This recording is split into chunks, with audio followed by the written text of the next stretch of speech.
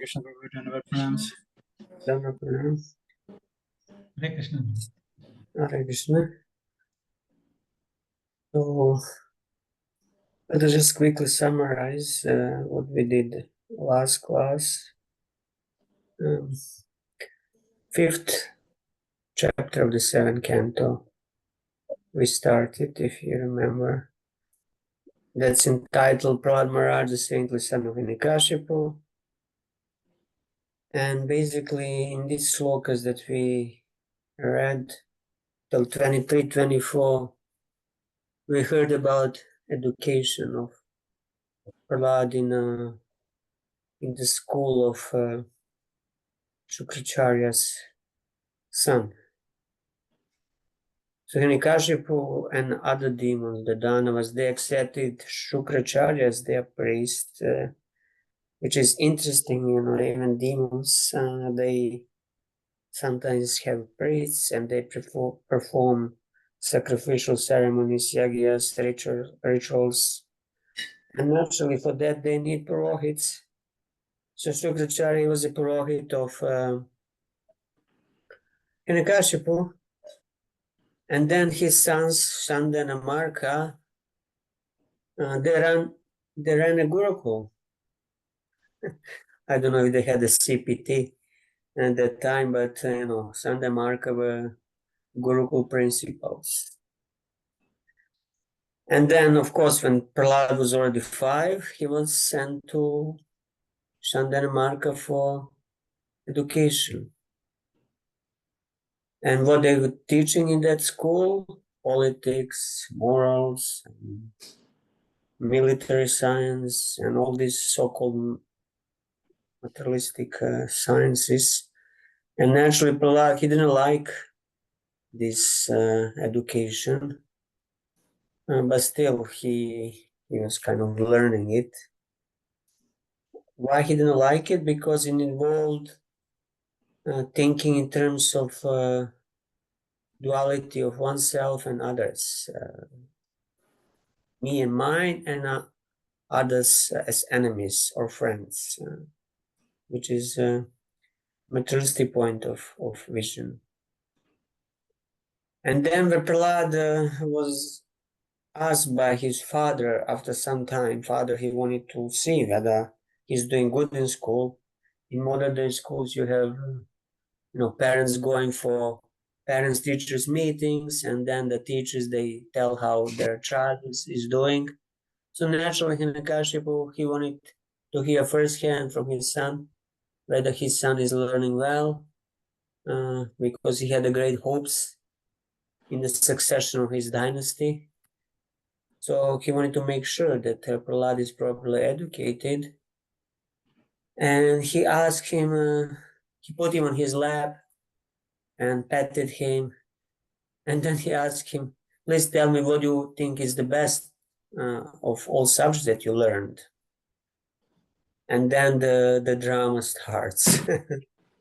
The Prahlad tells him something completely unexpected by his father. He tells him, Tat sadhu manya suravara dehinam, that famous sloka, go to the forest, vanangato yadharim ashrayata, go to the forest and take shelter of Hare. And when he heard that, Hinyakashipu, he was completely shocked, and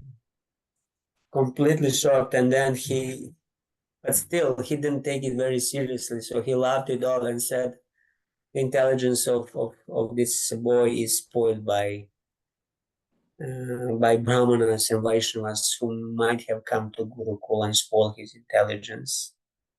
And then he scolded Shanda and Amarka and told him to take care of this. And Shanda and Amarka, they were also very much surprised. So they tried to investigate how Prahlad learned all these things about devotional service. So they told him, please tell us the truth. Who spoiled you? Who polluted your intelligence? And then, of course, Prahlad told them that his intelligence has not been polluted, that naturally his spiritual master taught him this. And then he's preaching to them, speaking about the Lord's Maya, the mercy of the Lord, and how his intelligence is spiritual intelligence, and how everybody should have spiritual intelligence, so on and so forth. But then Shandamarka, they're not happy what they hear, and then they chastise and scold Prahlad. They're angry at him. And then they said, bring a stick to scare him. He deserves a punishment. He has a bad intelligence, durbudi. And then they continued teaching him Dharma, Artha, and Kama. So after some time, Prahlad, Hiranyakashipu again wanted to see whether his son was brought on the right path, whether they teaching him properly now. So he again asked him what he had learned in the Gurukul. And then at that moment, Prahlad tells the famous verse, Shravanam Kirtanam, Vishnu Smaranam, Padasevanam Archanam Vandanam Dasyam Sakyam Atmanivedanam. And we start reading it because it has very long purport. So I just read one passage and we will continue now. So I'll just share my screen. If there is some problem with because I'm on a mobile connection, and if there is a problem, please just follow on your own, or some of you could share screen, but I'll try sharing first. Okay, is it visible now? Yes, Prabhu. Okay, good. Yes, Prabhuji. I'm also wondering, wouldn't it be better if not only me is reading and speaking, but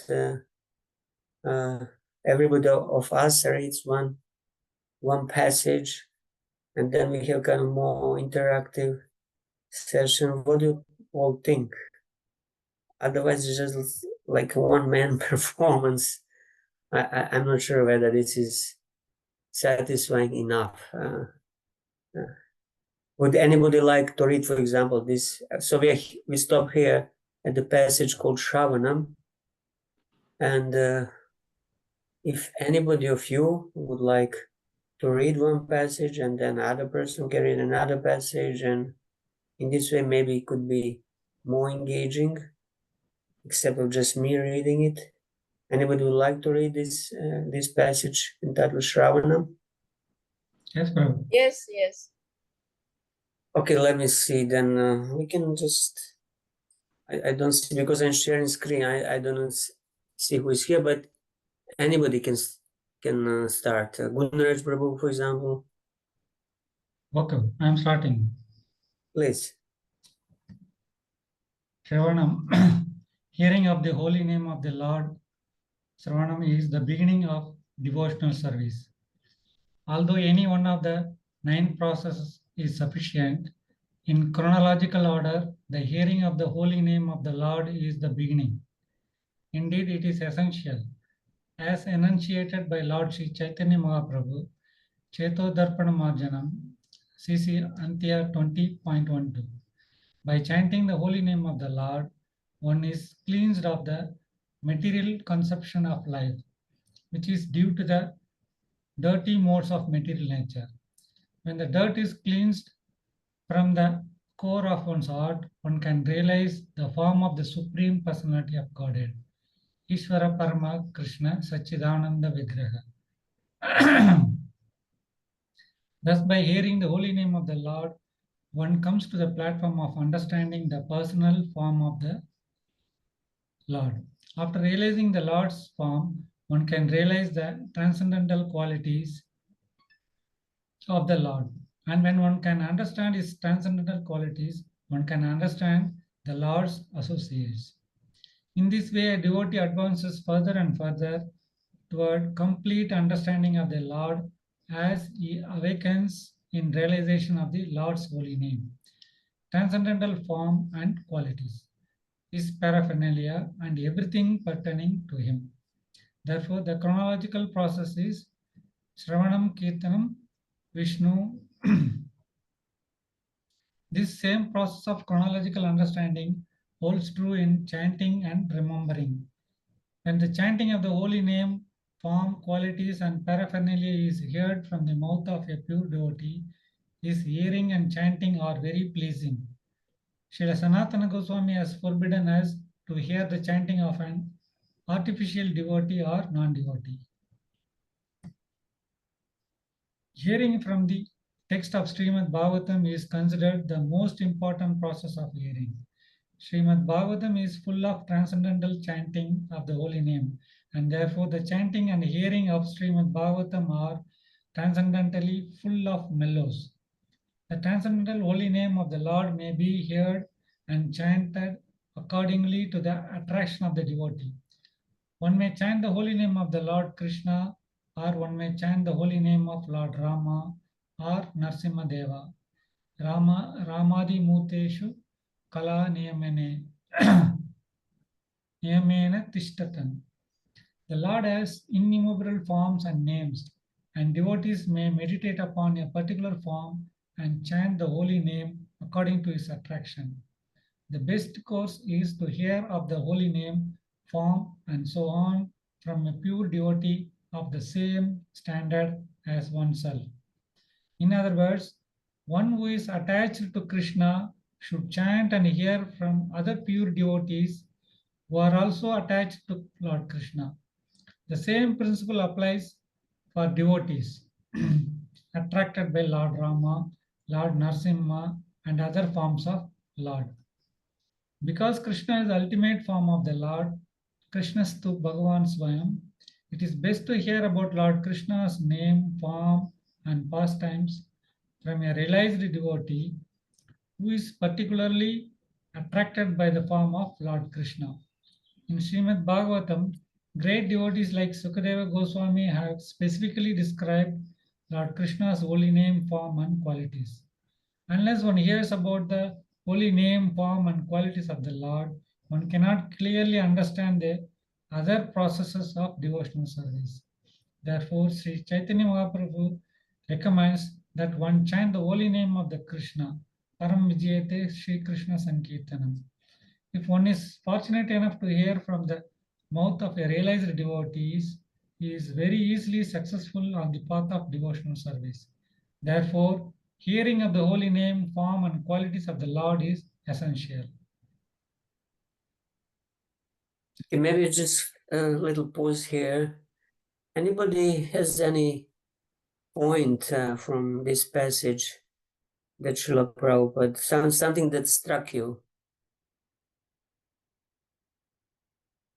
For example, me here, I notice Prabhupada says here at the beginning, hearing of the holy name of the Lord is the beginning. It's not, that means we start the process of hearing by hearing of the holy name. It's not that we start by hearing the pastimes and other things, hearing about the form. No, first contact is hearing of the holy name. So Harinam is the first.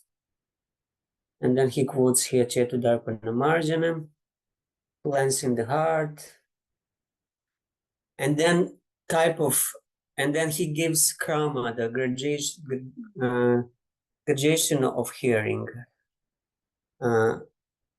Realizing the Lord's source. So first one is supposed to, understand that the name and the Lord are not different. And then he comes to the platform of understanding or realizing the Lord's form. And then after realizing here, he says, after realizing the form, one can realize qualities. And after realizing the qualities, he can understand the Lord's associates or parshadas. And then only after realizing associates, we can understand the lila of the Lord or engage in lila smaran. Before that, it's just not possible. It has to include everything in a proper order. So starts with the name, then the form, then the qualities, then parshadas, and then the lila. And only then lila smarana in proper sense is possible. And sometimes devotees want to go for premature Raganuga Bhakti and meditating Ashtakali Lila Smarana, but that doesn't work if one has not realized even the form of the Lord. What to speak about qualities and associates? It just doesn't work like that. So point is in realizing means that one understands the name and the form are not different. Then that means he understood the form. And then he can progress further. Then the qualities will manifest. Through this chanting, the qualities of the Lord will manifest to you while you are chanting. All of a sudden, you'll become aware. Krishna is, Lila Purushottam, or any of the 64 qualities will be manifest in your heart. That means you realize the Lord's quality. And before that, you realize the form means the force appears in your heart while chanting. That means realizing the form. It's not just by, theoretical, I know how Krishna looks in a picture. That's not realizing. Any thoughts on this passage? Prabhu? Yes, Yeah. Martina. How to understand that, realize the form of the Supreme Lord? You mean we can visualize the form or something? Visualizing is a one thing. It's a kind of technique that is used sometimes in this modern day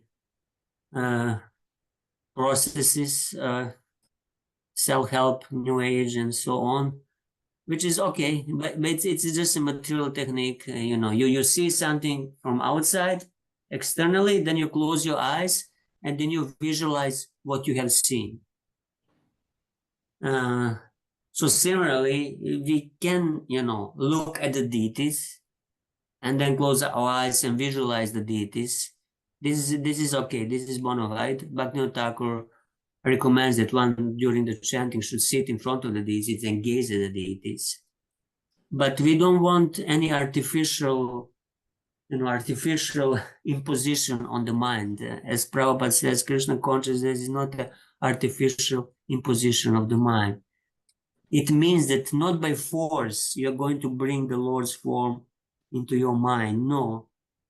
You chant the holy name and wait for name to manifest that form. Means the name should help you see the form. Means that the form should spontaneously manifest in your heart, that you see it in your heart, in your mind. It's not that you're doing it.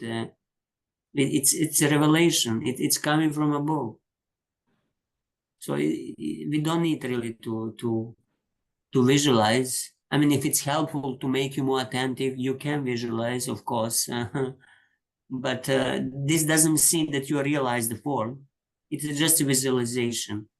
And we can only visualize what we have seen in our ordinary previous experience. If we have not really seen Krishna previously, we just saw the picture, which is just approximation of how the Lord looks like. He's much more than a picture. How can we visualize the real transcendental form if we never had such experience of such a transcendental form? So that transcendental form has to appear on its own by His own mercy, and then you can remember it.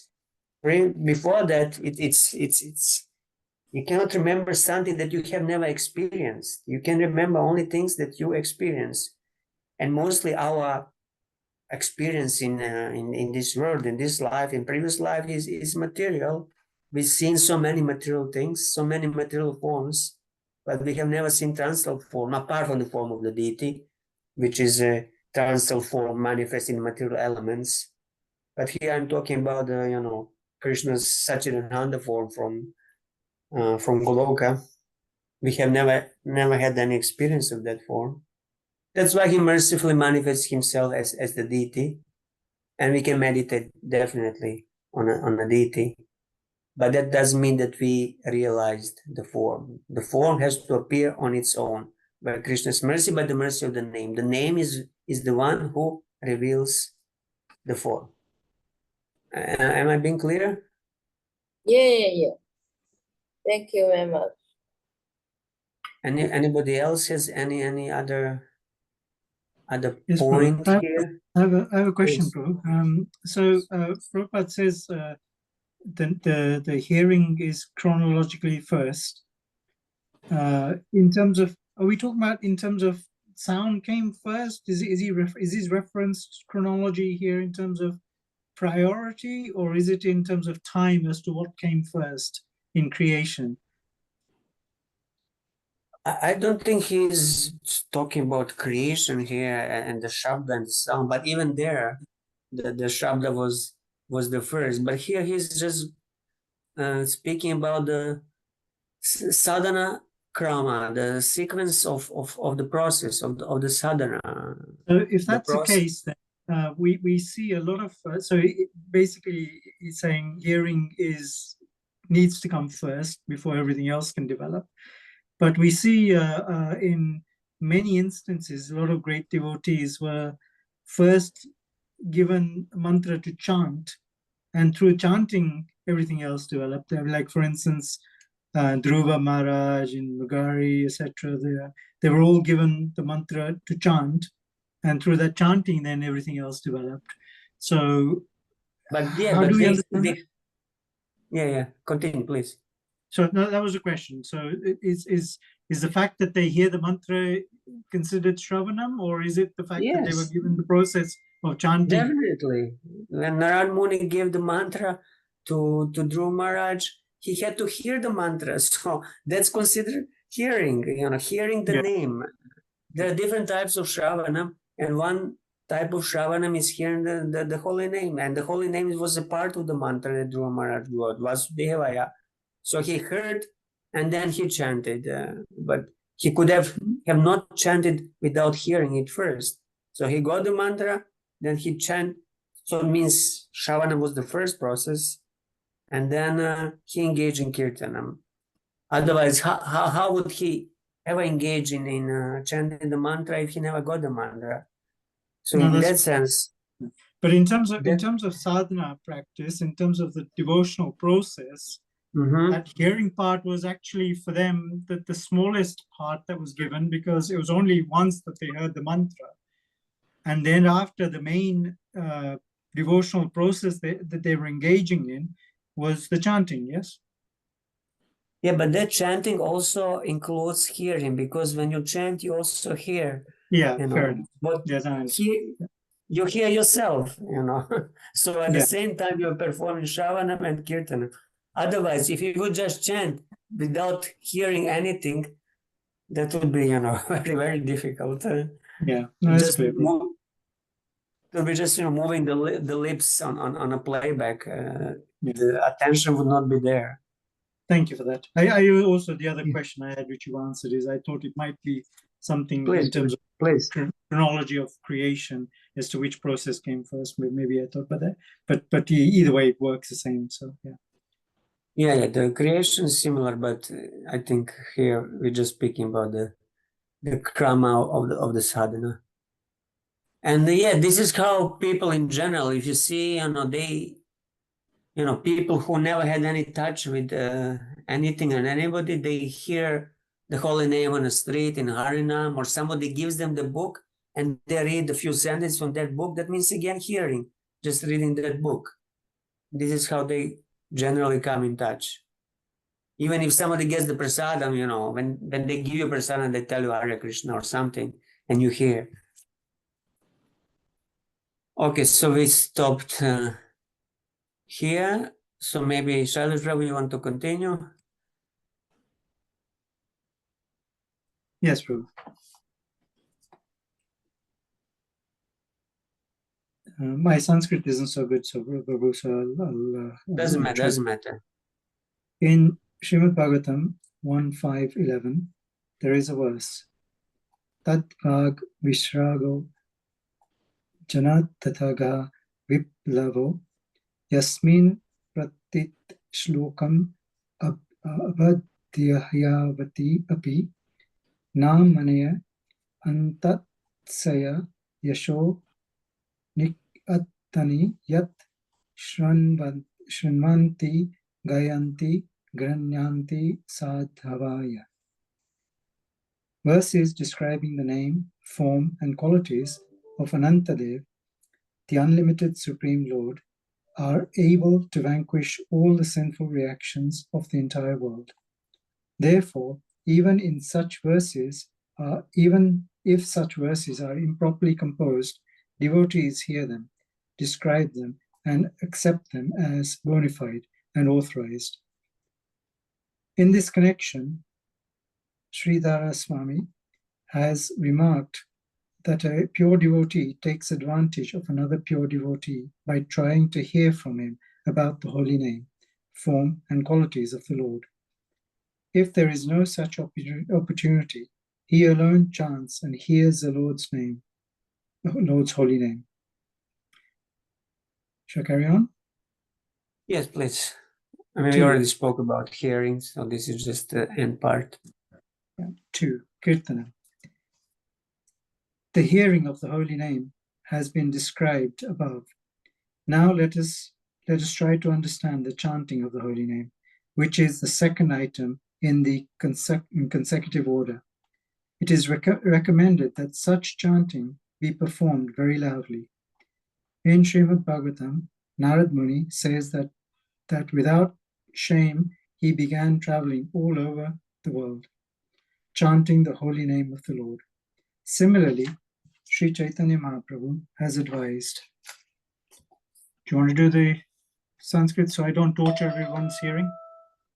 Okay, I can do Trinabi Sunichina Tarabi Sahishna Amanina Manadina Kirtaniya Sadahari. A devotee can very peacefully chant the holy name of the Lord by behaving more humbly than grass, being tolerant like a tree, and offering respects to everyone without accepting honor from anyone else. Such qualifications make it easier to chant the holy name of the Lord. The process of transcendental chanting can be easily performed by anyone, even if one is physically unfit, classified lower than others, devoid of material qualifications, or not at all elevated in terms of pious activities. The chanting of the holy name is beneficial. An aristocratic birth, an advanced education, beautiful bodily features, wealth, and similar results of pious activities are all unnecessary for advancement in spiritual life. For one can very easily advance simply by chanting the holy name. It is understood from the authoritative sources of Vedic literature that, especially in this age, Kali Yuga, people are generally short-living, extremely bad in their habits, and inclined to accept methods of devotional service that are not bona fide. Moreover, they are always disturbed by material conditions, and they are mostly unfortunate. Under the circumstances, the performance of other processes such as yagya, dana, tapa, kriya, sacrifices, charity, and so on are not at all possible. Therefore, it is recommended Hare Ranam, Hare Ranam, Hare Ranam eva kevalam, kalo nasteva, nasteva, nasteva, katyanita. In this age of quarrel and hypocrisy, the only means of deliverance is chanting the holy name of the Lord. There is no other way. There is no other way. There is no other way. Simply by chanting the holy name of the Lord, one advances perfectly in spiritual life. This is the best process for success in life. In other ages, the chanting of the holy name is equally powerful, but especially in this age, Kali Yuga, it is most powerful. Kirtanan eva Krishnaya mukta sangha pranam vrijayate. Simply by chanting the holy name of Krishna, one is liberated and returns home, back to Godhead. Therefore, even if one is able to perform other processes of devotional service, one must adopt the chanting of the holy name as the principal method of advancing in spiritual life. Yagnaya Sankirtana Prayar yajanti hi sumiteshasya. Those who are very sharp in their intelligence should adopt this process of chanting the holy name of the Lord. One should not, however, manufacture different types of chanting. One should adhere seriously to the chanting of the holy name as recommended in the scriptures. Hare Krishna, Krishna Krishna, Hare Hare, Hare Ram, Ram Ram, Hare Hare. What So do you I think? think- Just one moment. Can we stop? Prabhupada says here one should not manufacture different types of chanting. Do you have any example of somebody manufacturing types of chanting? Do you recall anything? Any sort of mantras, manufactures mantras? For example, there is that Nitai Gauri Radheshyam Bhajo Hare Krishna Hare Ram. That's one example of concocted chanting. And then sometimes some devotees, they ask if there are no offenses in the chanting of Panchatattva Mahamantra, why we should not just chant Panchatattva Mahamantra? Anybody can give answer to this question? Why we are not chanting just Jai Shri Krishna Chaitanya Prabhu Nityananda? That's not the process Chaitanya Mahaprabhu recommended. And so we have to listen to Parampara as well.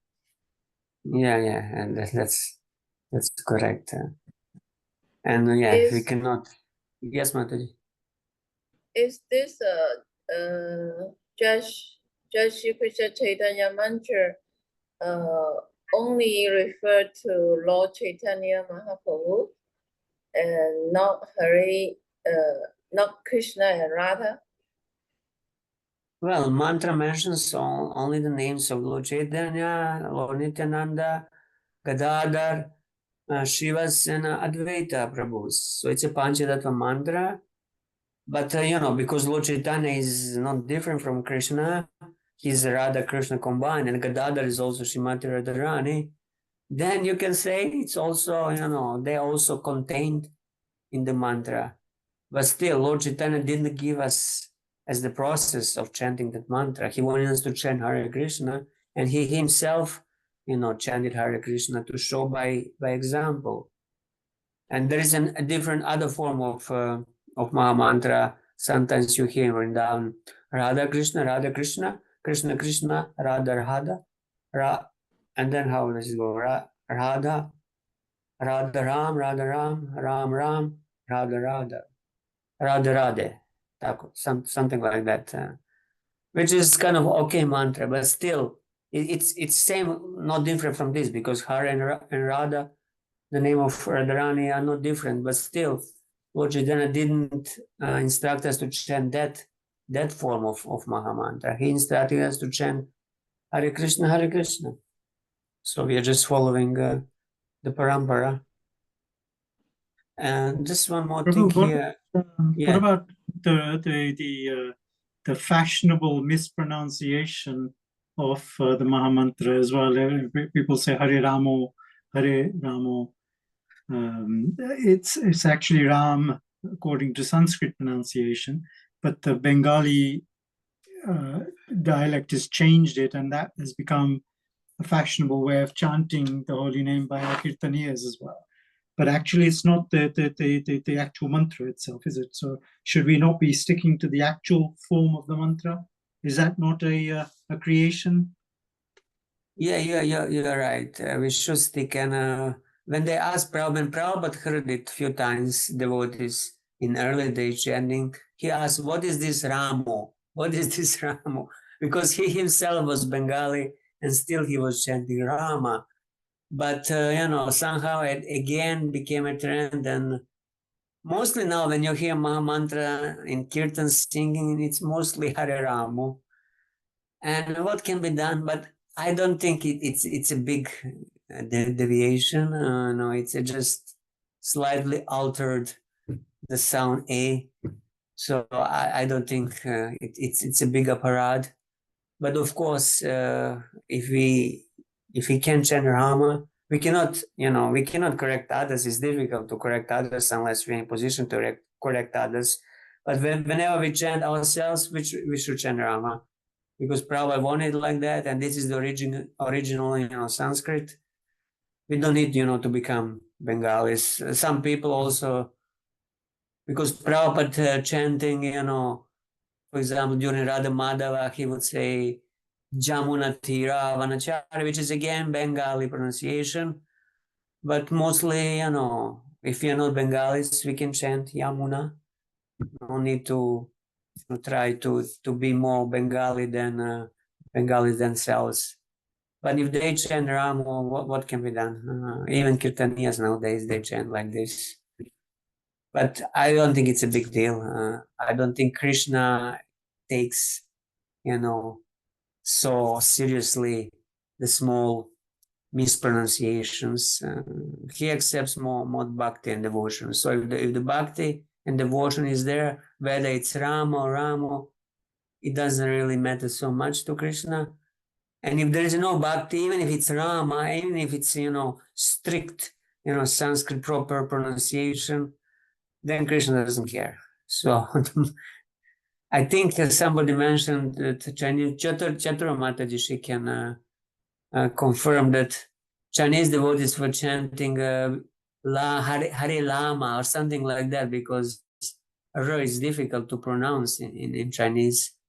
And then when it was Prabhupada, somebody else, he said, doesn't matter. Krishna takes the mood, the bhava, whether it's Hare Lama or Hare Rama. But of course, we should do our best to pronounce properly. There are some Sanskrit pronunciation courses. Even there is this Nityananda Prabhu, who is the BBT translator. He has some Sanskrit Sense website and the YouTube channel, and he was offering their Sanskrit pronunciation courses. One can just take a course and he can, learn how to properly pronounce verses and everything else. It's a nice to know, but it's not the end of the world if one does not. Okay, so he's Bhavagrahi. So of course the mood is much more important, and that's what he's more interested in. But given that our moods are probably not correct, we should at least try to chant correctly where we can. If it's a linguistic problem, that's a different matter, because again Krishna forgives. But if it's an intentional mispronunciation for effect, then surely it doesn't have the benefit. Yeah, definitely we should try at least. But I'm sure that many people are just not aware that, Ramo is not as proper as Rama. And then they just follow the Kirtaniya, and Kirtaniya is somehow used on it, chanting like that for years, and might be difficult for him to change. So you would need to, give him a course or training, and who would take it. Yeah, it would be difficult. But I don't think this is going to end the Hare Krishna movement, just this O instead of A. There are much more serious things. All right, so we can continue if we don't have anything else on this. You want to continue, or anybody else? I'll read to the end of left? this one. Somebody can take Okay. over. Okay. While chanting the holy name of the Lord, one should be careful to avoid the 10 offenses. From Sanat Kumar, it is understood that even if a person is a severe offender in many ways, he is freed from the offensive life. He takes shelter of the Lord's holy name. Indeed, even if a human being is no better than a two-legged animal, he will be liberated if he takes shelter of the holy name of the Lord. One should therefore be very careful not to commit offenses at the lotus feet of the Lord's holy name. The offenses are described as follows. A. To blaspheme a devotee, especially a devotee engaged in broadcasting the glories of the holy name. B. To consider the name of Lord Shiva or any other demigod to be equally as powerful as the holy name of the Supreme Personality of Godhead. No one is equal to the Supreme Personality of Godhead, nor is anyone superior to him. C. to disobey the instructions of the spiritual master. D. To blaspheme the Vedic literature and literatures compiled in pursuance of the Vedic literatures. E. To commit that the glories of the holy name, to comment that the glories of the holy name of the Lord are exaggerated. F. To interpret the holy name in a deviant way. G. To commit sinful activities on the strength of chanting the holy name. H. To compare the chanting of the holy name to pious activities. I. To instruct the glories of the holy name to a person who has no understanding of the chanting of the holy name. J. Not to awaken in the transcendental, not to awaken in, nor understand the chant, not to awaken in the transcendental attachment for the chanting of the holy name, even after hearing all these spiritual injunctions. There is no way to atone for any of these offenses. It is therefore recommended that an offender at the feet of the holy name continue to chant the holy name 24 hours a day. Constant chanting of the holy name will make one free of offenses, and then he will gradually be elevated to the transcendental platform on which he can chant the pure holy name, and thus become a lover of the Supreme Personality of Godhead. We can just stop here for a moment. So here Prabhupada, he's saying constant chanting will make one free of offenses. Actually, he's not just saying, he's referring to Padma Purana. There is a verse, Namnanyasya Bhalad. There is not the different verse, but verse which says, I don't recall the Sanskrit anymore, but the verse says that if one cannot, get out of Namaparad, if he's offender, the only recourse is to take the full shelter of the holy name, and full shelter of the holy name means to chant constantly. So even if one is committing some of the aparadas, and he wants to stop it, but he just cannot, he doesn't know how, this is the way. You chant day and night as much as you can, By taking the full shelter of the holy name, then you will be delivered from aparad. So sometimes people say, well, if I'm offender, I'm a paradi, then it's better not to chant. And then at least I will not make aparadas. But actually, this is not the way. The way is to chant more and more. Even if you're offensive, just continue chanting, because in this way, you're showing Krishna that you're serious and you're taking shelter of him. If you offend a person and you want to get excused, what do? You go to that person and take shelter of him, beg forgiveness. So similarly, if one offends the holy name, to whom he goes to the holy name and takes shelter of the holy name. And you take shelter of the holy name by constant chanting, by constantly repeating it. Of course, if one constantly chants and still intentionally commits the offenses, then that's not accepted. He tries to stop the offenses, but for example, this intention, you cannot just stop on your own inattentive chanting. So it's not in your power to stop it. So what do? You continue to chant. And by chanting more and more, eventually by the mercy of the holy name, this obstacle will be overcome. Anything else here? Just let us go back before we forget. If you read too much, consider the name of Lord Shiva or any other demigod to be equally as powerful. Actually, this offense has two parts. But Prabhupada is generally stressing this part, because the offense is also to consider Lord Shiva and his name to be different. It can be the same offense. If you read the Sanskrit, it can be interpreted to consider the name of Lord Shiva to be equal, but the offense is also to consider the name of Lord Shiva to be different from the name of Vishnu, because Lord Shiva is a manifestation of Vishnu, like yogurt is a manifestation of milk. So in one sense, Lord Shiva is not different from Lord Vishnu. He's definitely not ordinary Jiva. He's not Jiva Tattva. He's the Lord who is in touch with the Maya, who is in touch with the material energy. But he belongs to the category of the Lord. So if one thinks that he's just ordinary living entity, and then derides him and considers his name just ordinary material name, also commits offense. But also, if you put him or any other demigod on the same level as Krishna, then it's also offense. So there are so many, intricacies. But generally, this first offense to blaspheme to Vaishnava Aparad is considered the worst.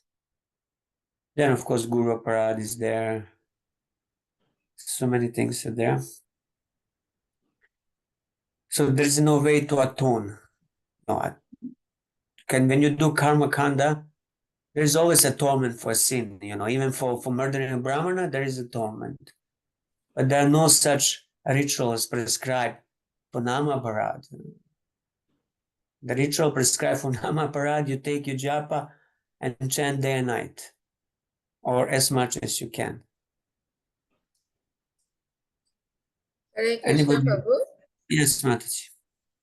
Yeah, so just now there is one offenses. That means to commit sinful activities on the strength of the holy name. And what about some devotees? They use some evil methods, or we see a black art to oppress devotees. Is there one of the offenses? Yeah, I'm not sure whether I understood correctly what they are doing. They're using black magic on other devotees. Yeah. This is And what you're then- saying. Yeah. Is this That's and, Vaishnava Aparad, Prabhu, rather than Nama Aparad. Yeah, that's Vaishnava Aparad, and Vaishnava Aparad is automatically Nama Aparad. So I wouldn't consider it as the seventh offense, but definitely the first offense. Even if you don't do it on Vaishnava, it's a sinful activity. To use any sort of violence, even black magic, on anybody, and if you do it on a devotees, then it's a Vaishnava. It's a Vaishnava Aparad. Well, it's a sad even to think about that some devotees are doing this. It's definitely sinful activity to use tantras and mantras and rituals, black magic, to harm anybody or to achieve any selfish goals. And the question is how much a person doing it is a devotee at all. It's probably just a shadow of a devotee, or Vaishnava Abbas, as Bhaktivinoda Thakur calls it. And no real devotee would ever do such things. But seventh offense is generally meant you are doing something sinful. For example, you're engaging in any illicit sort of activity, but you know that the holy name is so powerful, and then if I do the holy name, it will counteract whatever bad I done. So I do intentionally. I sin. I go. I go to casino or public house or wherever. Do whatever sinful people are doing there. But then I go home and I chant and I think I will wash off my sins by this, and I'll be saved. And I continue doing this. This is the seventh offense. Is it clear, Mataji? Yeah, I think that when you say that, it means they make the combined offenses, not just only one offenses, a Vaishnava offense. They also make this offense on the commit sinful activities on the strength of the holy name. I mean that this offense is not only one, but they maybe one or two, or maybe the 10. Okay, this is combination of offenses, and in any case, it's a nama parad.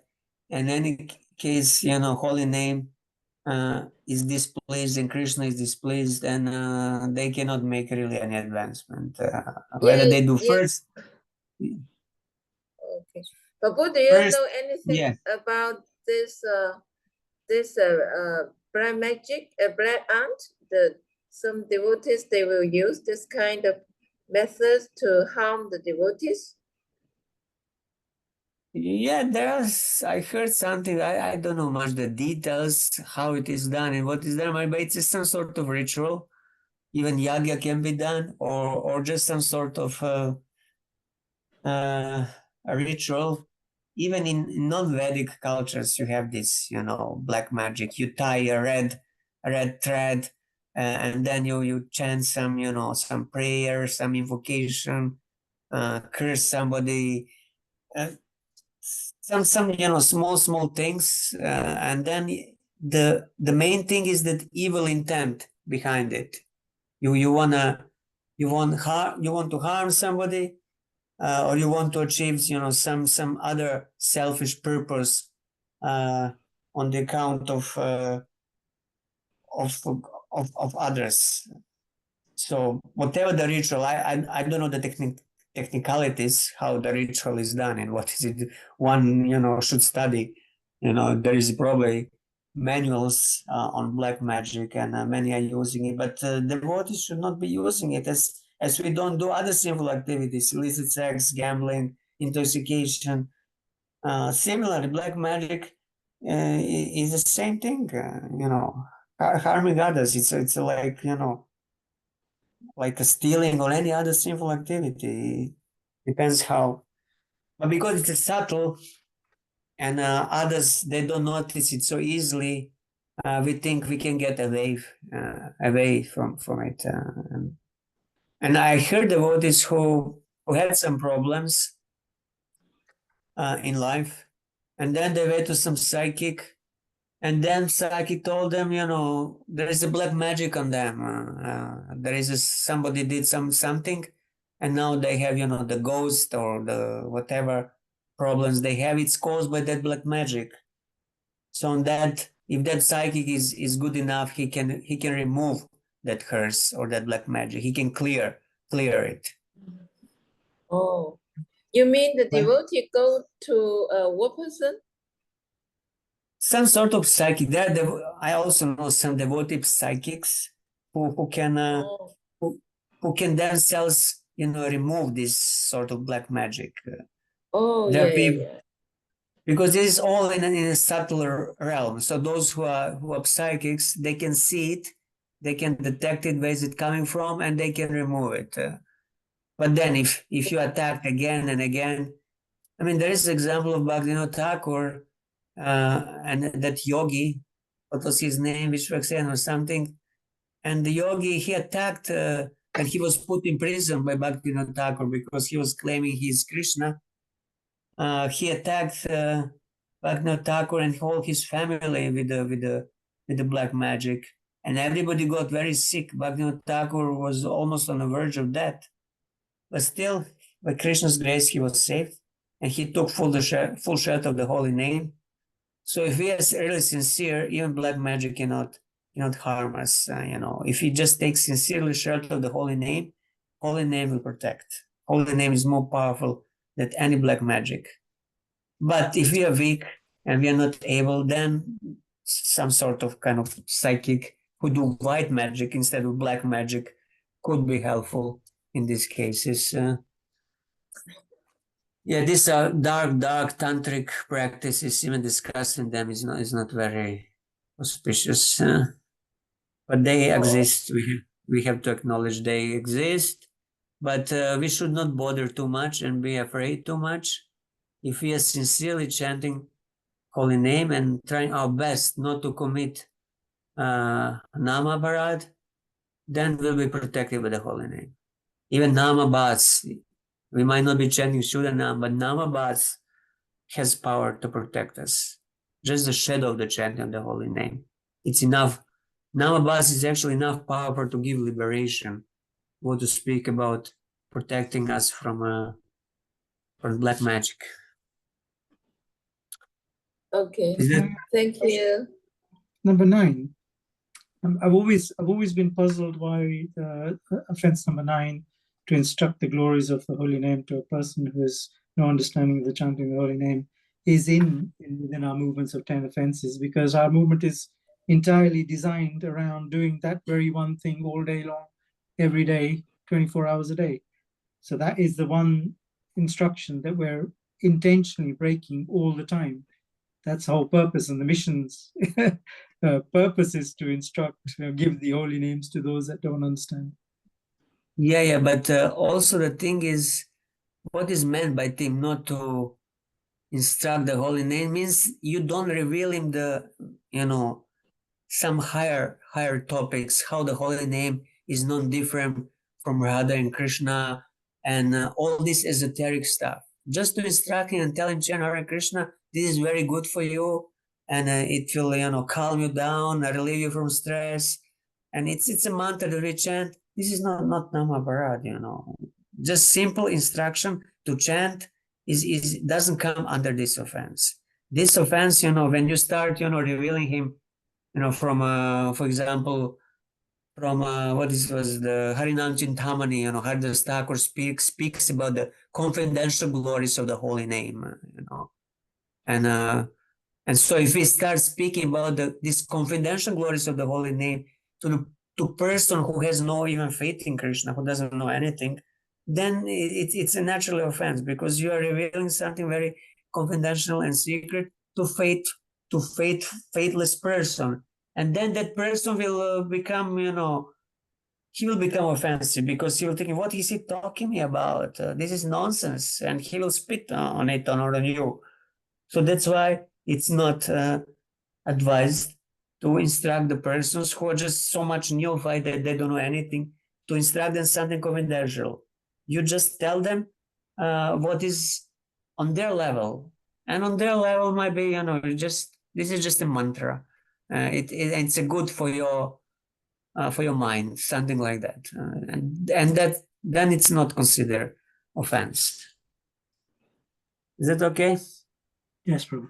On a similar note, then, I see in many sanghas, or at least ones that I've experienced, that in very early stage of devotional practice, devotees are encouraged to sing, sort of the Gopi Geets and some of the very high level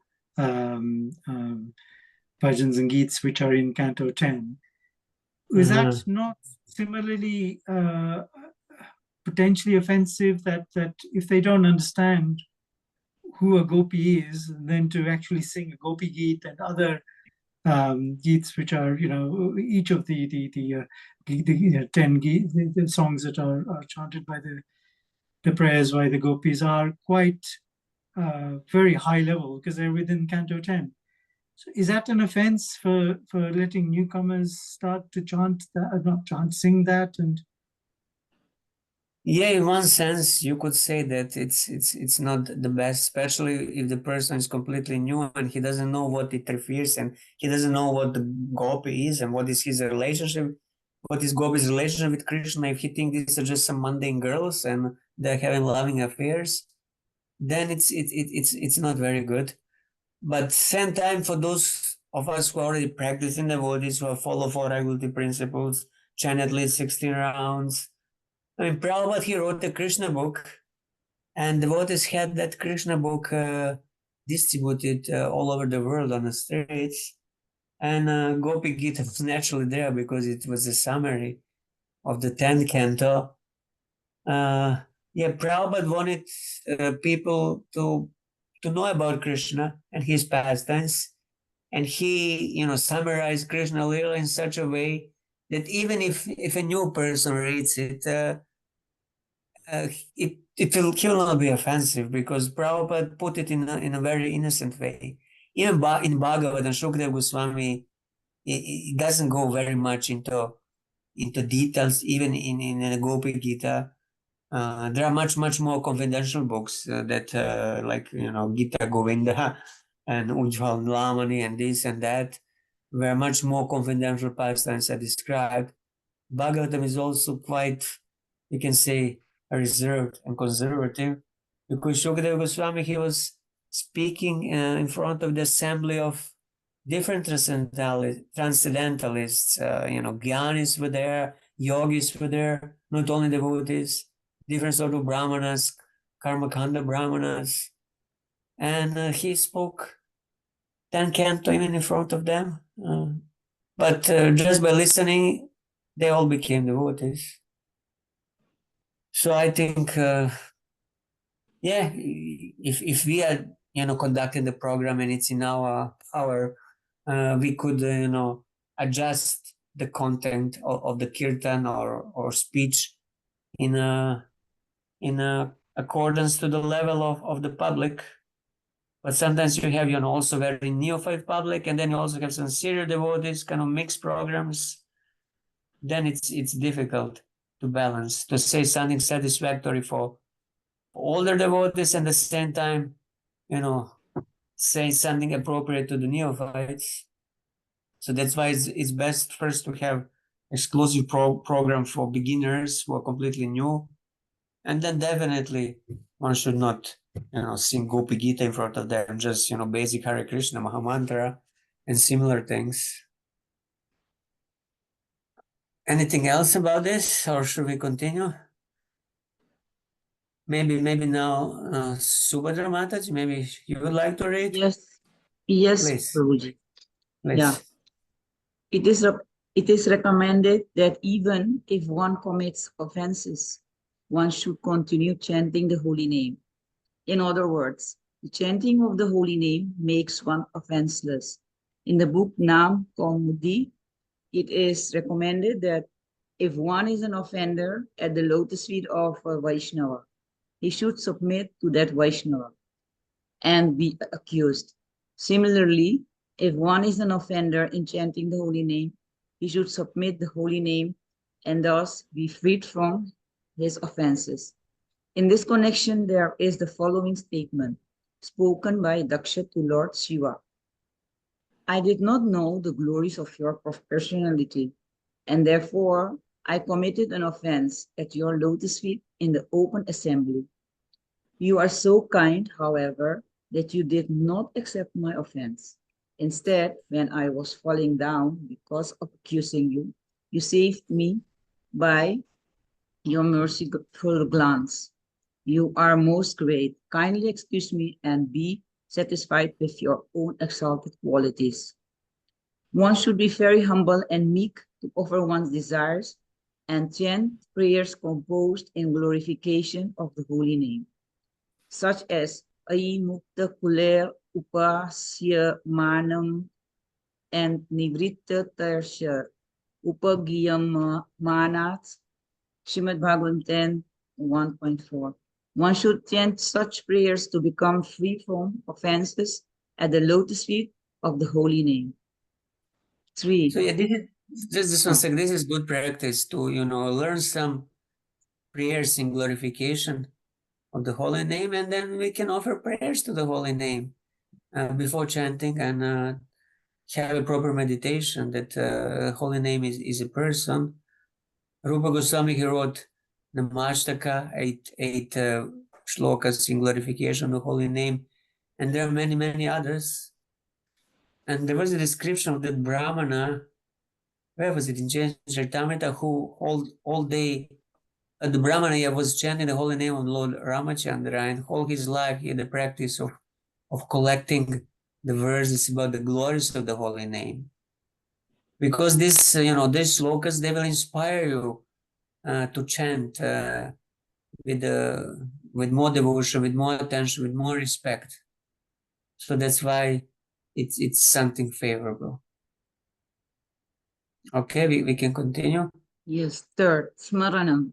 After one regular performs the process of hearing and chanting, and after the core of one's heart is cleansed, smaranam, remembering, is recommended. In Srimad Bhagavatam, second to first chapter, text 11, Sukta Goswami tells King Parikshit, Etani Vidyamananam Ichatam Akuta Bhayam Yoginam Nripa Nitam Harirnama Nukirtanam. O King, for great yogis who have completely renounced all material connections, for those who desire all material enjoyment, and for those who are self-satisfied by dint of transcendental knowledge, constant chanting of the holy name of the Lord is recommended. According to different relationships with the Supreme Personality of Godhead, there are varieties of nama nukirtanam, chanting of the holy name. And thus, according to different relationships and mellows, there are 5 kinds of remembering. These are as follows. A, conducting research into the worship of a particular form of the Lord.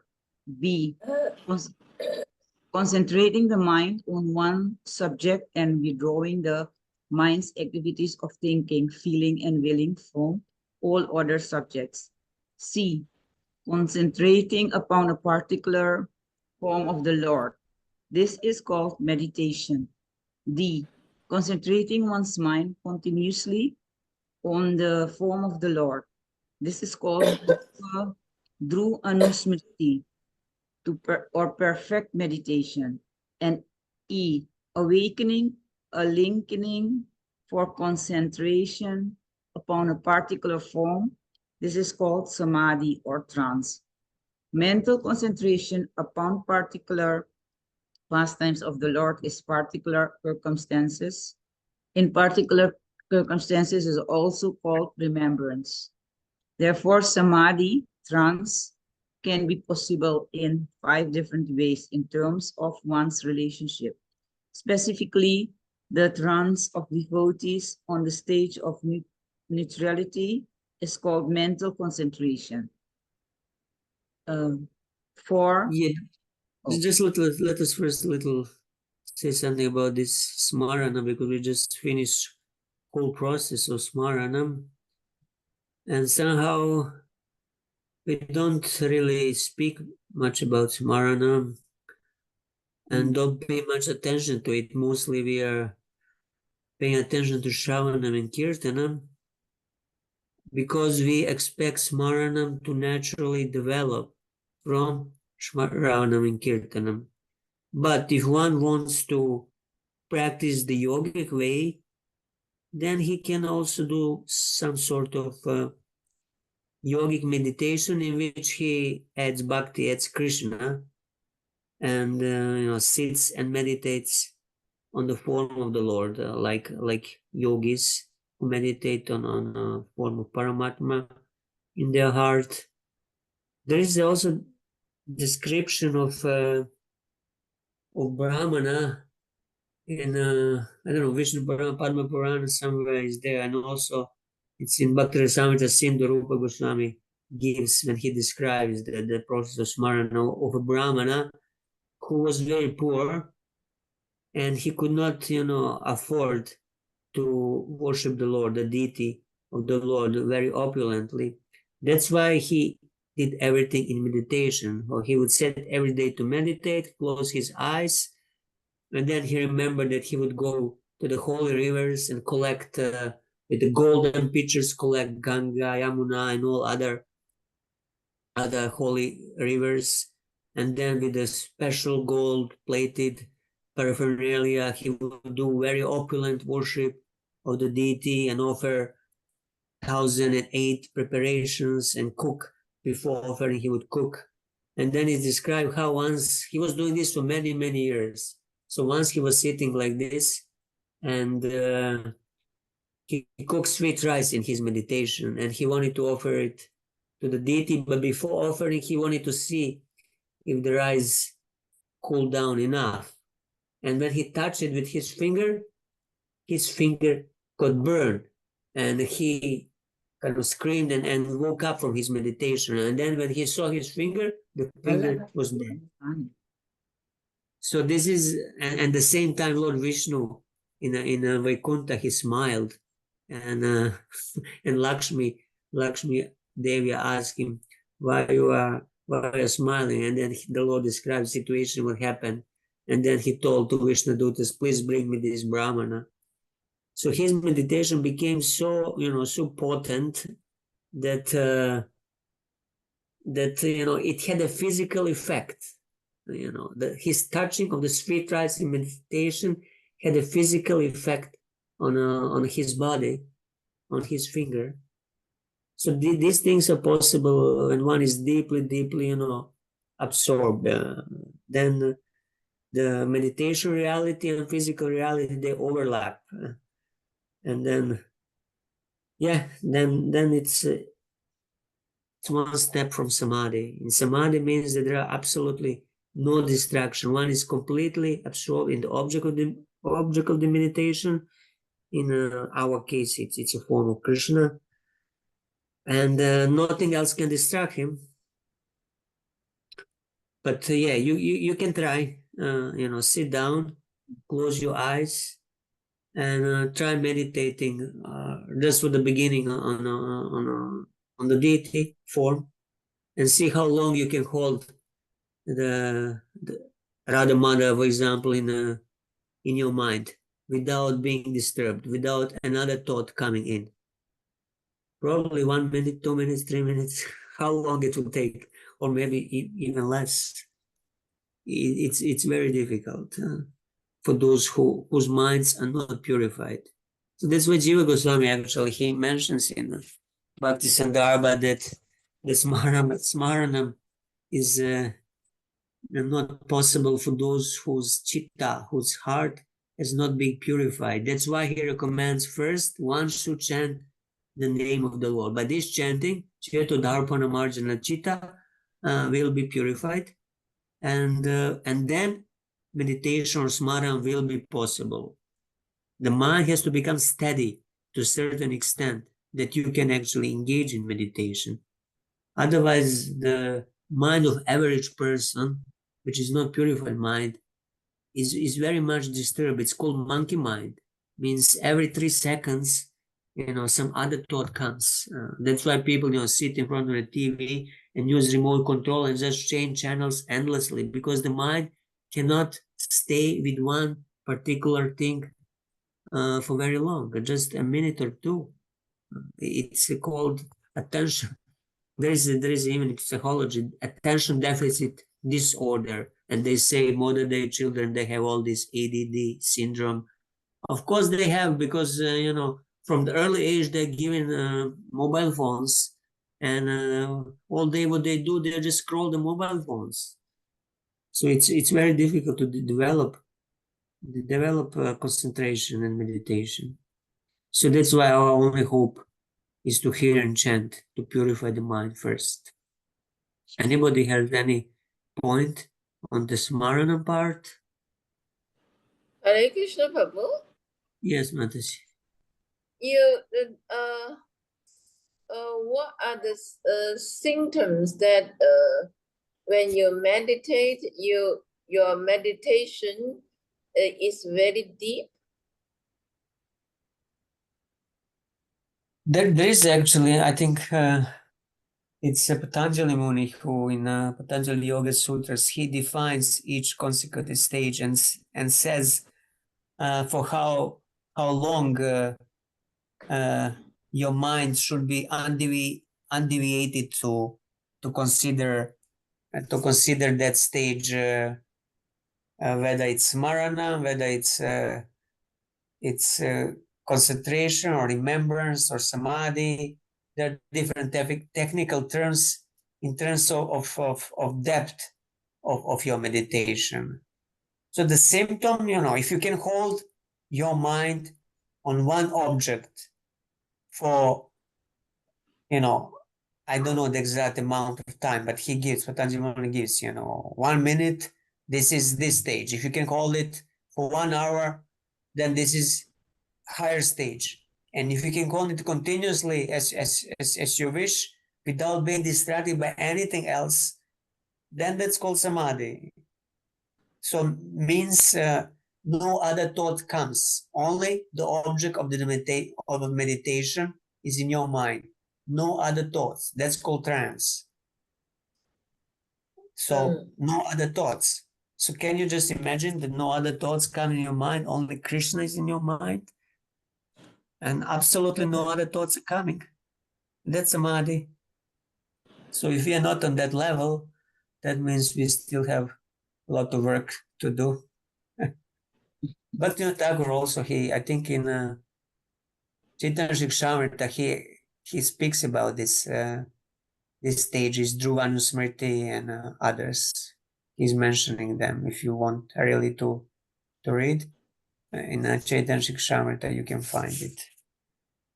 Chaitanya. Shikshamrita, Chaitanya Shikshamrita. Oh. Maybe also even in Jaiva Dharma or somewhere. If you need ebook, I can give ebook Chaitanya Shikshamrita. He wrote it before Jaiva Dharma, so but it's very very important book. He describes the sadhana from the beginning till the end. Yeah.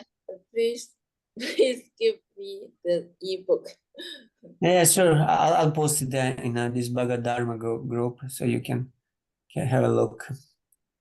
Okay, So let us read. Subhadra Mataji, you want to continue a little more? Yes. Padasevanam? Yeah, Padasevanam. Yeah, okay. Padasevanam, according to one's taste and strength, hearing, chanting, and remembrance may be followed by Padasevanam. One obtains the perfection of remembering when one constantly thinks of the lotus feet of the Lord. Being intensely attached to thinking of the Lord's lotus feet is called Padasevanam. When one is particularly adherent to the process of Padasevanam, this process gradually includes other processes, such as seeing the form of the Lord, touching the form of the Lord, circumambulating the form of or temple of the Lord, visiting such places as Jagannath Puri, Dwarka, and Mathura to see the Lord's form, and bathing in the Ganges or Yamuna. Bathing in the Ganges and the serving a pure Vaishnava are also known as Tadiya Upasanam. This is also Padasevanam. The word Tadiya means in relationship with the Lord. Service to the Vaishnavas. Tulasi, Ganges, and Yamuna are included in Padasevanam. All these processes of Padasevanam help one advance in spiritual life very quickly. So Padasevana is generally a process we don't think much about to intentionally engage, but we are naturally engaging in it every day if we do Tulsi Puja. This is Padasevana because Tulsi is always decorating the lotus feet of the Lord. So by worshiping Tulsi, we are also worshiping the lotus feet of the Lord. Or doing any sort of parikrama, the deity parikrama in the temple is a Padasevanam, or if you go for Govardhan parikrama, this is also Padasevanam. Nowadays, millions of people, they're coming and doing Padasevanam of Giriraj Govardhan even without knowing it. They do it out of fashion because they heard, it's good to do it, and they do Govardhan parikrama barefoot, whole families sometimes. And sometimes they even do, if there's more determined and serious, they do Dandavat Govardhan parikrama, which takes them, from 1 to 2 weeks. Sometimes you see husband and wife, and the husband goes in front, and the wife is in the back, and then when the husband is in Dandavat, the wife touches his feet and puts on his head, and then she bows down, and like this they go. But because they're serving, they're going around the greatest of the devotees, Giriraj, Govardhan, they're doing Padasevana, and definitely it's a great Sukriti that they are making. So yeah, Padasevanam, it's something that we do naturally.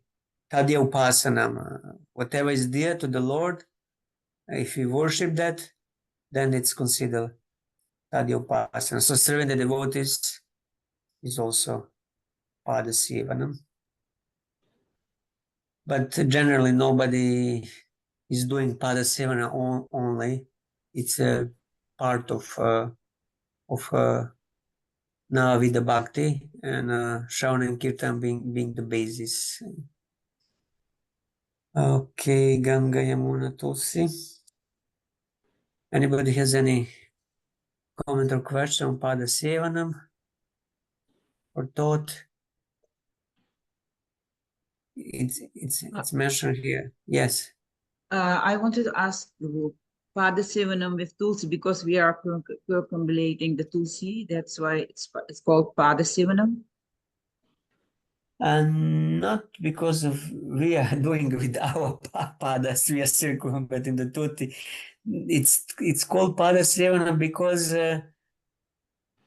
Tulsi is decorating the lotus feet of the Lord. And Padasevana means serving the lotus feet of the Lord. Seva of the Pada of the Lord, of the lotus feet of the Lord. And because Tulsi is always decorating the lotus feet of the Lord, when we serve Tulsi, we serve the lotus feet of the Lord. Not because with our own feet, we are circumambulating Tulsi. Okay, Prabhu, thank you. Actually, I did read somewhere, and I can't remember where it was now. Whether it was, I can't remember now. I'll find it in the reference, but it does say actually one of the commentaries by one of the acharyas. It does say that the Padam Sevanam is both remembering the lotus feet of the Lord and serving the Lord using our feet. That's why circumambulating is mentioned here.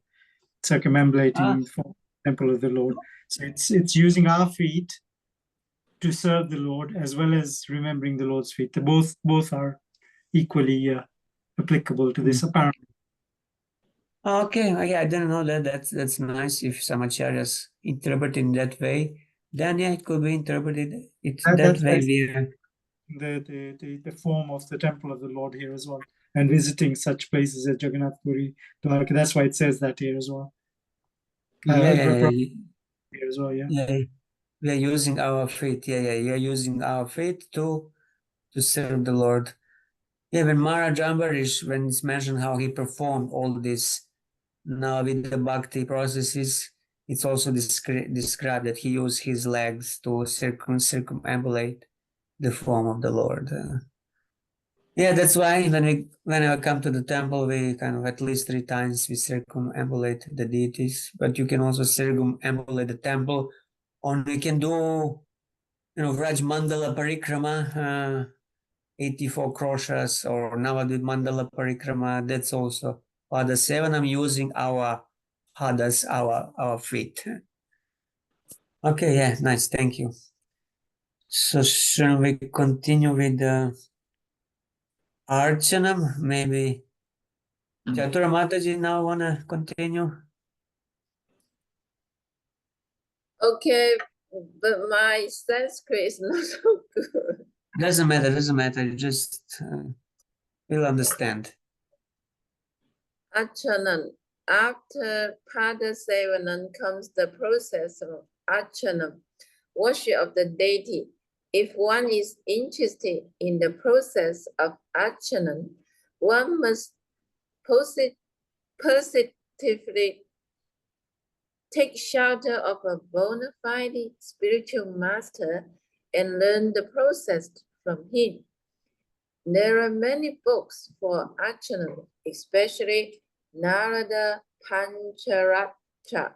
In this age, the Pancharaksha system is particularly recommended for Archanam deity worship. There are 2 systems of Archanam, the Bhagavata system and Pancharachiki system.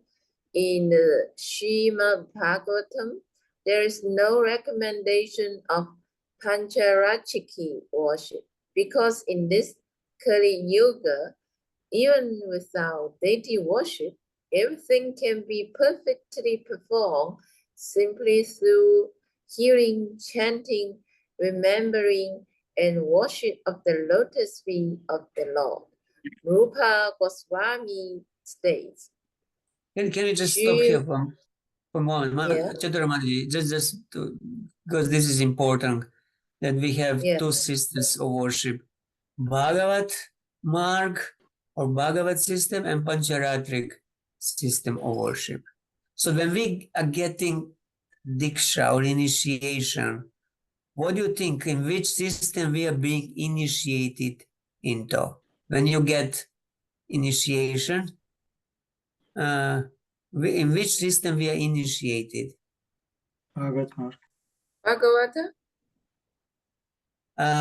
Well, if especially considering Brahman initiation, second initiation, all these mantras are Pancharatrik mantras, different Gayatri and Pancharatrik mantras that are given. And generally, Diksha is considered second initiation. First initiation is Harinam. You can say that's part, you can say Bhagavat Marga.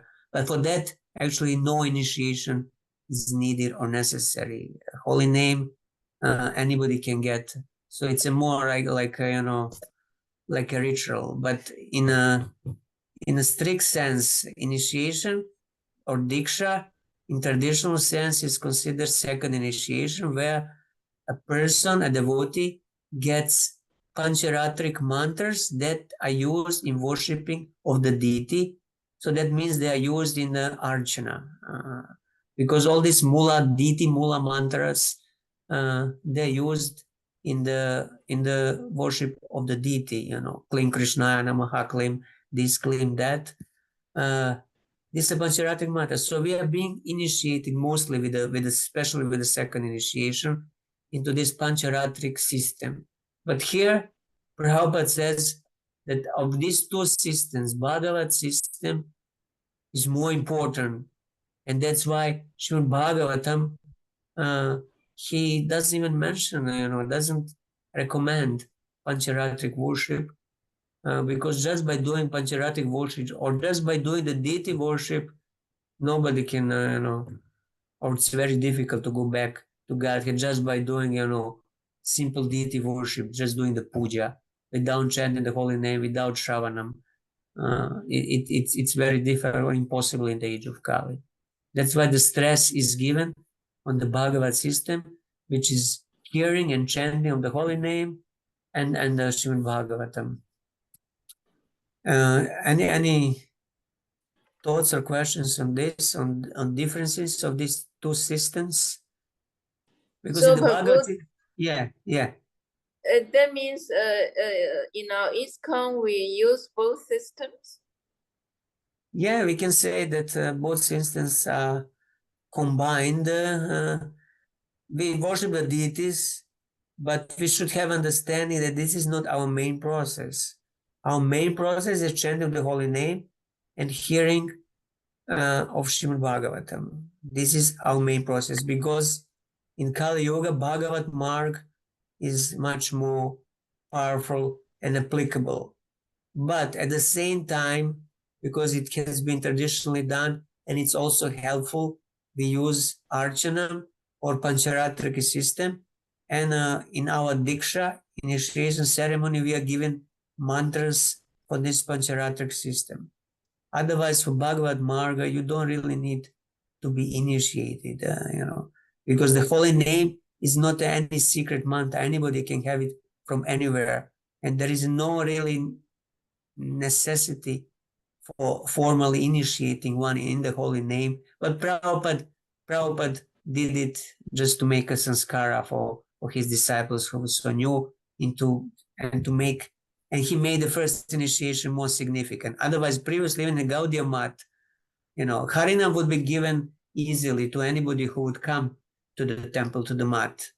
Bhaktivedanta Saraswati Thakur, it would be given easily. But then actual initiation was considered second initiation, Brahman initiation, where devotees would get these mantras, Pancharatric mantras, Brahma Gayatri, and then Pancharatric mantras of worshiping of the deity. And only after receiving these mantras, you could go on the altar and do the puja of the deity.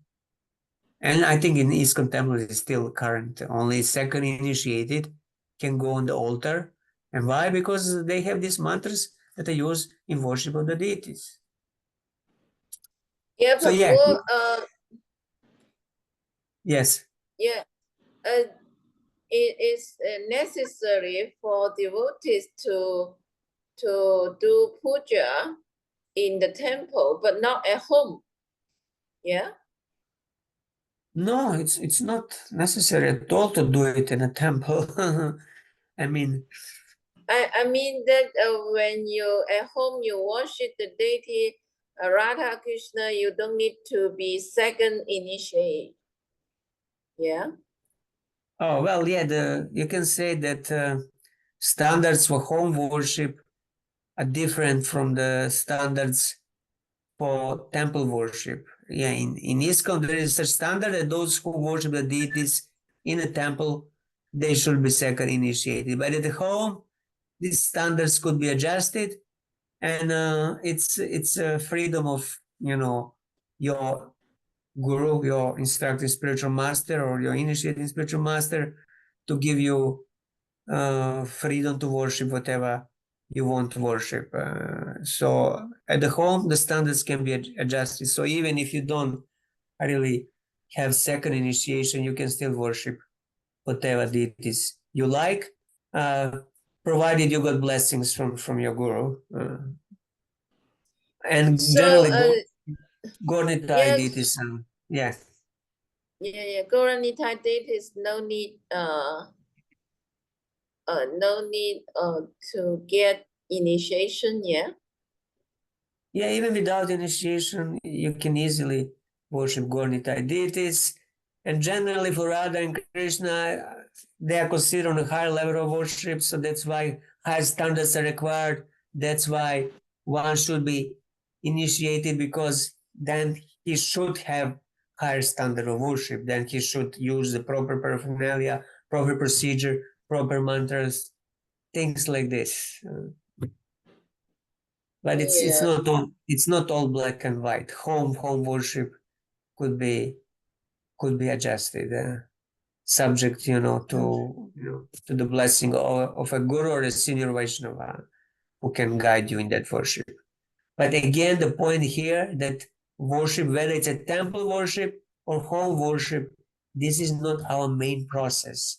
So even without the worship of the deity, if one strictly sticks to the Shravanam and Kirtan and hearing of Srimad Bhagavatam and chanting the holy names without offenses, he can go back to Godhead even if he is not initiated.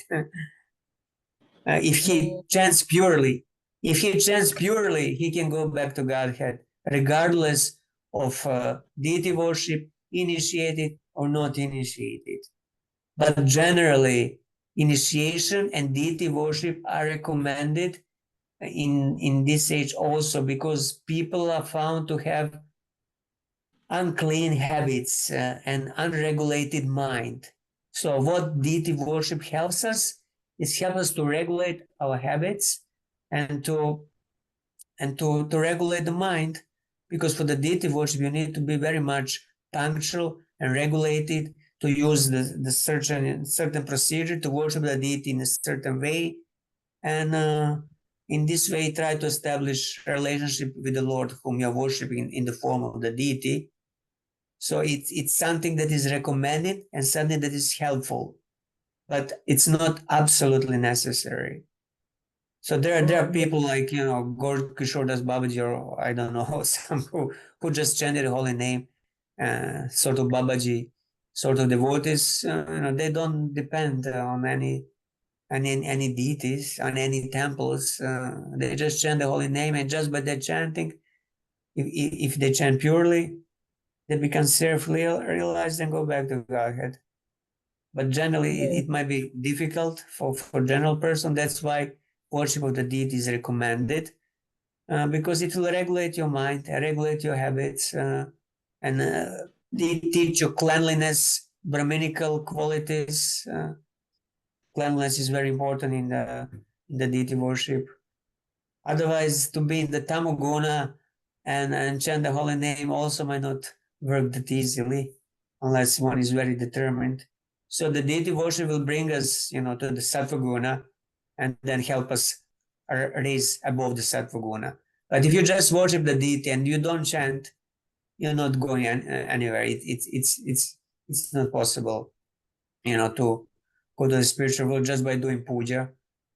Because in some Hindu temples there are many professional pujaris who do not follow anything, who just do some sort of ritualistic puja that they learned from their father or whomever, and that puja, even if it's a Krishna form of Krishna, it's not going to have them going back to Godhead if they're not hear and chant about Krishna.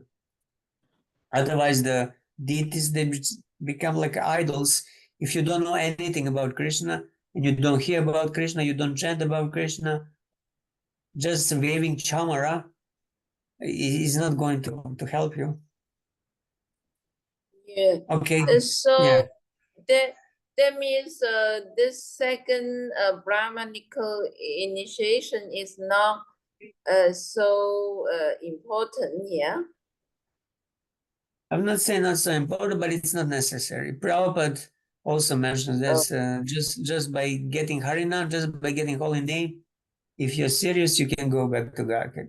Yeah, the second initiation is specifically meant for those who want to engage in the temple deity worship.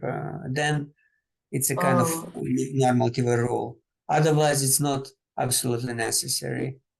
But it's also nice to receive these mantras. For example, you get Gopal mantra, which is Krishna mantra, and this mantra also can help you in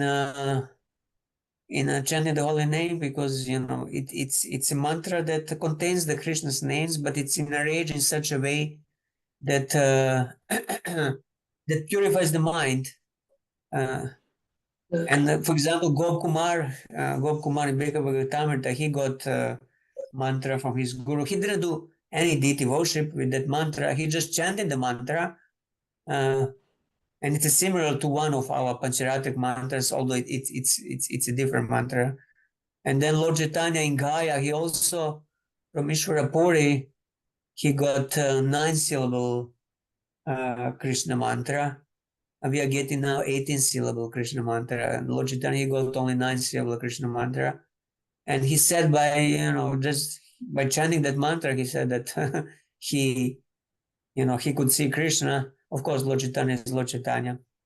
But it's mentioned that the mantra, the Krishna mantra, brings you to the point of liberation, the point of Brahma Bhuta, when you're not anymore under the influence of material gunas. But what gives you love of God is holy name. Holy name is it brings you to the spiritual world. The Krishna mantra brings you, to the border of the spiritual world, to the liberation platform. But to get the love of God and join Krishna in his pastimes, you need a holy name.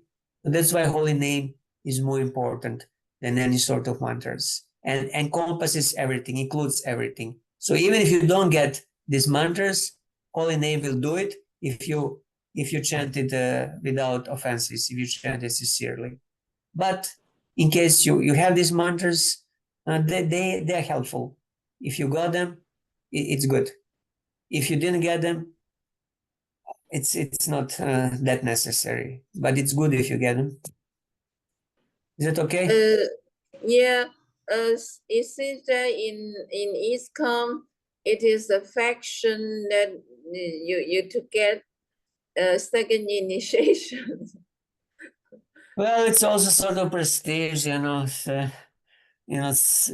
they go around if you're a man, and then they look, oh, you have this piece of thread, of Brahman thread. Oh, you are second initiated, so means you're kind of senior. It's a sort of artificial artificial thing. Prabhupada would say, you know, five paisa, or nowadays 5 rupees Brahman thread, which doesn't really mean anything. It's just it's a piece of ornament. You can go with it or without it. And the ladies in ISKCON who are getting second initiation, they're not getting Brahman thread, and they don't really miss anything. It's just a piece of ornament. Prabhu, I had another question. Yes. People say that when you worship the deities at home, so it's better that the Lord can enter into the deity, then your worship will become effective. Is that right? Lord to enter the deity, well, depends what you mean by Lord enter the deity. There is a, formal, yagya and ritual called prana pratishta, and the Lord is invoked in the form of the deity, and you do a whole elaborate procedure and ritual. This is generally done when the permanent deity is established in the temple, the formal installation ceremony. But for the home deities, you might not need that formal installation ceremony, especially if you are not sure how long you're going to stay in that house or apartment, or whether you're moving deities or not. So even you worship so-called non-installed deities, the Lord will reciprocate proportionately to the amount of devotion you have. He'll manifest himself in the form of the deity proportionately to your bhakti, to your devotion. Whether you have formally installed the deity or not, the Lord will reciprocate. But in the temple, formal installation is done. But for the home purposes, it's not necessary.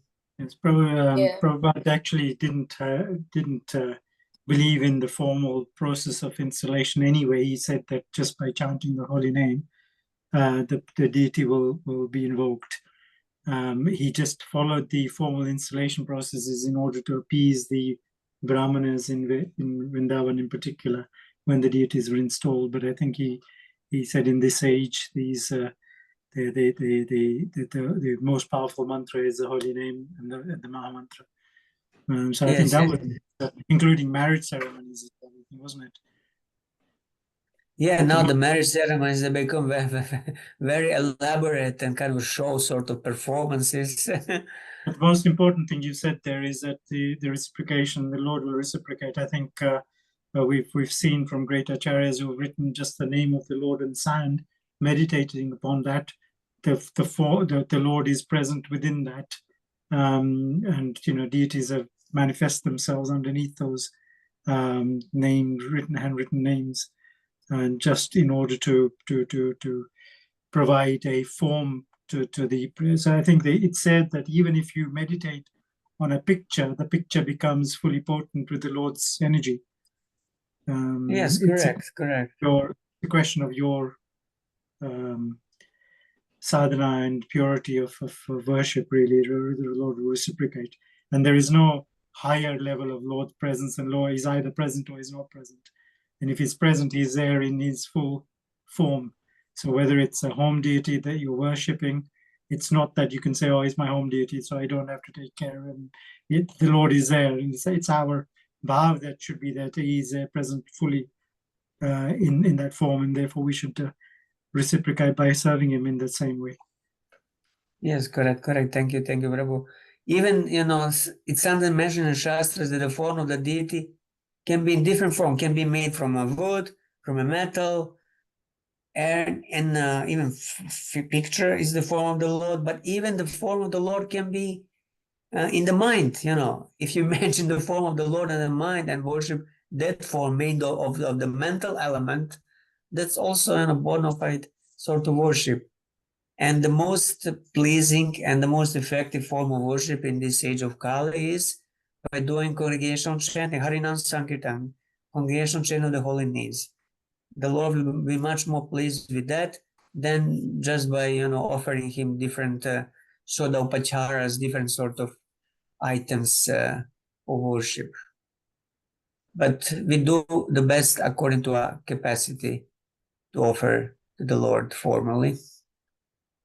Okay, we have just slightly more. Maybe we read one more paragraph, Chaturmataji, and we finish with that. You Okay, shall I mean read it? Yeah. I'll just read the Sanskrit and then you read the English if this is too much. So, Sri Vishnu Okay. Shravane Parikshit Abhavad Vaya Sakhi Kirtane Prahlad Smarane Tad Angri Bhajane Lakshmi Prittu Pujane Akrurastva Viravandane Kapi Patir Dasye Tas Sakhi Arjuna Sarvasvatma Nivedane Balir Abut Krishna Ptir Esham Param. Okay, you can read the English. Parikshit Maharaj attained salvation simply by hearing, and Shukadeva Goswami attained salvation simply by chanting. Prahlad Maharaj attained salvation by remembering the law. The goddess of fortune, Lakshmi Devi, attained perfection by worshipping the Lord's lotus feet. Prithu Maharaj attained salvation by worshipping the deity of the Lord. Akrura attained salvation by offering prayers. Hanuman by rendering service. Arjuna by establishing friendship with the law. And Bali Maharaj by offering everything to the service of the Lord. All these great devotees serve the Lord according to a particular process, but every one of them attained salvation and became eligible to return home back to Godhead. This is explained in Srimad Bhagavatam. So yeah, here we have different examples of those who attained liberation by doing just one particular process. That doesn't mean that they, never did anything else, but this was the primary process they used in their life. For example, Prithu Maharaj attained salvation by worshiping the deity. It doesn't mean that he never heard anything about the Lord or never chanted. And Akrura, it's not that he just offered prayers. He also did some other things, but this was the process that he was most fixed on, and that was the most suitable for him. So similarly, we are also individuals, and we find, some process is more suitable for us. Some people, for example, they are very much into deity worship, and they're naturally pujaris, and every morning I know some people, they do very elaborate pujas, and somebody else is just not like that. He likes more, to read or chant or kirtan.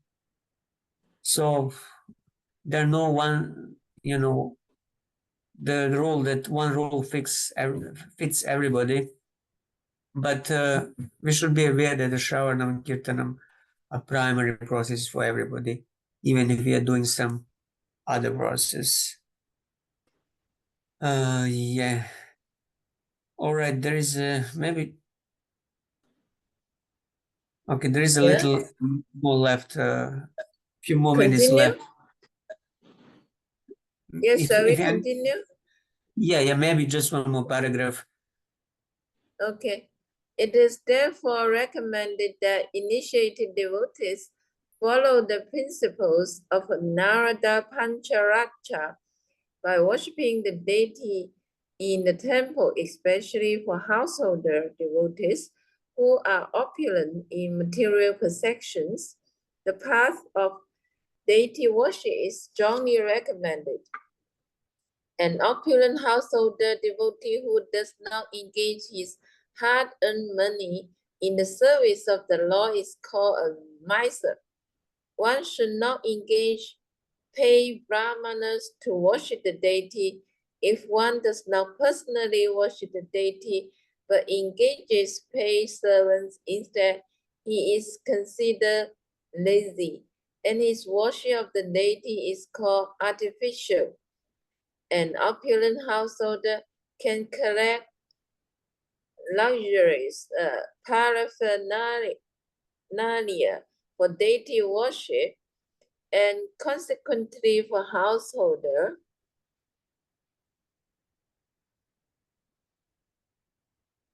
Yeah, for Devotees, household. Mhm. consequently for householder devotees, the worship of the deity is compulsory. In our Krishna consciousness movement, there are brahmacharis, grihastas, vanaprasthas, and sannyasis, but the deity worship in the temple should be performed especially by the householders. The brahmacharis can go with the sannyasis to preach, and the vanaprasthas should prepare themselves for the next status of renounced life, sannyasa. Grihastha devotees, however, are generally engaged in material activities, and therefore, if they do not take to deity worship, their falling down is positively assured. Deity worship means following the rules and regulations precisely. That will keep one steady in devotional service. Generally, householders have children, and then the wives of the householders should be engaged in caring for the children, just as women acting as teachers care for the children in a nursery school. Yeah, this There is has to- interesting. Yeah. You can read one more Yeah. paragraph, this one. Yeah. Grihastha devotees must adopt the Archanan, Archanan Vidi or deity worship according to the suitable arrangement and directions given by the spiritual master. Regarding those unable to take to the deity worship in the temple, there is the following statement in the Agni Purana. Any householder devotee circumstantially unable to worship the deity must at least see the deity worship, and in this way he may achieve success also. The special purpose of deity worship is to keep oneself always pure and clean. Grihastha devotees should be actual examples of cleanliness. So yes, we see here the Grihastha devotees are the one who are recommended the most to do the deity worship. Why? Because generally, they have first the facilities and the money and to buy the all paraphernalia necessary, which brahmacharis, vanaprasthas, sannyasis may not have. Plus, Grihastha devotees, they are engaged in different material activities that make the mind impure and unclean. So that's why to purify the mind, and they are recommended to take part in archana, the deity, the archana video of the deity worship. But of course, nowadays in our temples, you see also brahmacharis worshiping the deities. Sometimes some sannyasi also. Okay, I'll just read the last paragraph that we finish this. So deity worship should be continued along with the hearing and chanting. Therefore, every mantra is preceded by the word Namaha. In all the mantras, there are specific potencies of which the Grihastha devotees must take advantage. There are many mantras preceded by the word Namaha, but if one chants the holy name of the Lord, he received the result of chanting Nama many times. But chanting the holy name of the Lord, one can reach the platform of love of Godhead. One might ask, then what is the necessity of being initiated? The answer is that even though the chanting of the holy name is sufficient to enable one to progress in spiritual life to the standard of love of Godhead, one is nonetheless susceptible to contamination because of possessing a material body. So Prabhupada says here that chanting is sufficient to return us back to Godhead, but still we are susceptible to be contaminated because we have a material body. Consequently, special stress is given to the Archana Vidhi. One should therefore regularly take advantage of both the Bhagavat process and Pancharartik process. So this is the balance, proper balance. We engage in both in the deity worship and also hearing and chanting the holy name and the Bhagavatam. Okay, I think we should stop here. Otherwise, this goes on very, very long. Now there will be offenses in the deity worship. So we'll continue next class. Just let us discuss when should we have next class. Is Wednesday again would be the option. Shailesh Prabhu, are you busy next Wednesday? Next Wednesday is fine, Prabhu.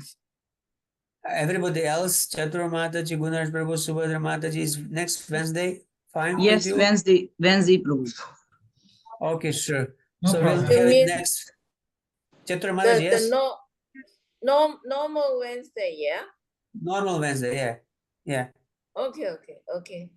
Okay, so next Wednesday we'll have, and then we'll need to make 2 weeks break because I'll be again traveling and I'll be back to Mayapur on 10th of August, then we'll resume. But next Wednesday we'll still have. So 31st and the 7th is likely to be no class, yeah? Yeah, I think so. The next Wednesday is which one? Next Wednesday is 24th or something like that. And then 31st and the 7th. Yeah, 31st and the 7th. Most likely, maybe I could, but it would be too hectic. So I think we should skip these 2 weeks. In case I have a chance, I'll let you know, but most likely I will not. And just to count on these 2 weeks, not having it. But Okay, next so Wednesday we can have. we'll Thank you, likely get. thank you. Thank you all. Nice to see you all today. Thank you. Hare Krishna. Hare Krishna, Hare Krishna, Krishna. thank you. Thank you very Hare much. Krishna.